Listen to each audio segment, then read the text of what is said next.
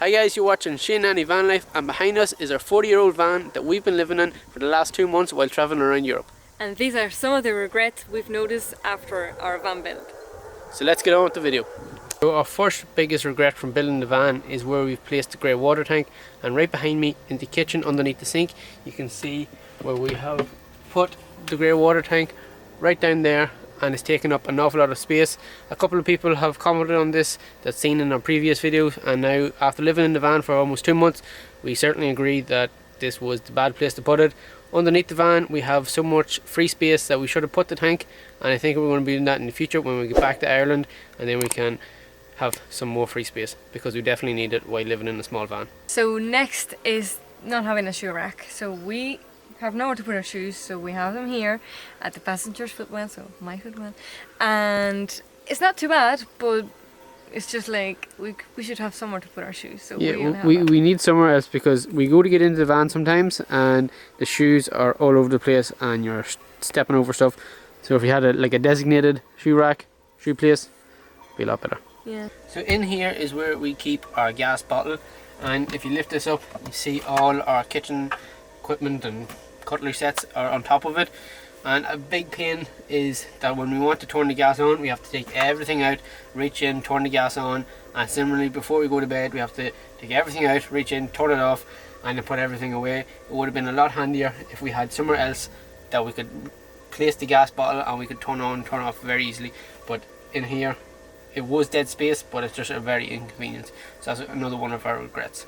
So following the previous point, this countertop is just one when it should have been 2. So as you can see here we have the kitchen stuff and here's the wardrobe, and if I want to get a plate out I have to make sure that this worktop is cleared up to here. This is only a small regret, but we have to deal with it every day, every night, because where we place this control panel is right at the bottom of our bed, and at night time this voltage indicator lights up the whole van even though it's so small, and you're left there with a blue light, so we end up having to cover it every single night. So if you had to place it somewhere different it might have been a wee bit better. One of our next regrets is only having one leisure battery.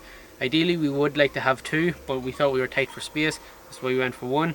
In here we have a 95 hour leisure battery, but we wish we had 2 of them because this fridge right behind us, when it gets hot it really drains the power, and you can see the voltage dropping quite a lot. So if we did had 2 it'd be a lot handier. Moving on to the back of the van is not having a door in this shed. So we fixed it, cutting a stick and just putting it here so the stuff doesn't fall out.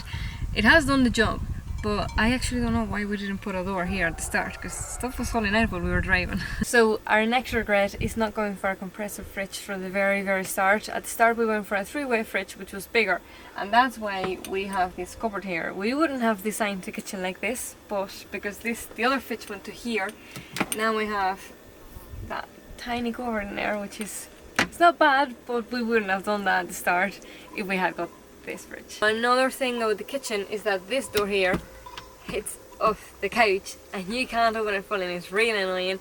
If it had been split in 2 maybe the bottom half would have been able to open to the very back, but it is what it is. It's not too bad.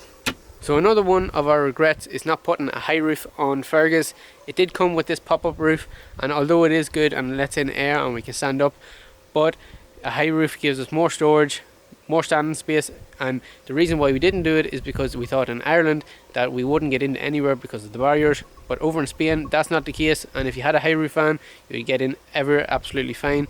So maybe in the future we put a high roof on it. So our last regret is not having something to keep the curtains closed. So these curtains have nothing in the middle, so when we join them together there's nothing to keep them together, so at night we have to make sure that there's no gaps. So there you have it guys, that is today's video. Thanks very much for watching, and if you're in the middle of building a van, don't be like us, don't make these simple mistakes.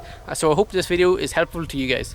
So if you can think of any other way we can improve Fergus, please let us know in the comments, because when we go back to Ireland we are going to make a few changes to make it a bit better. So that's today's video. Don't forget to like, share, subscribe, helps the channel out, and we're growing every single day. So thanks very much, and we'll catch you in the next video. Bye. Bye.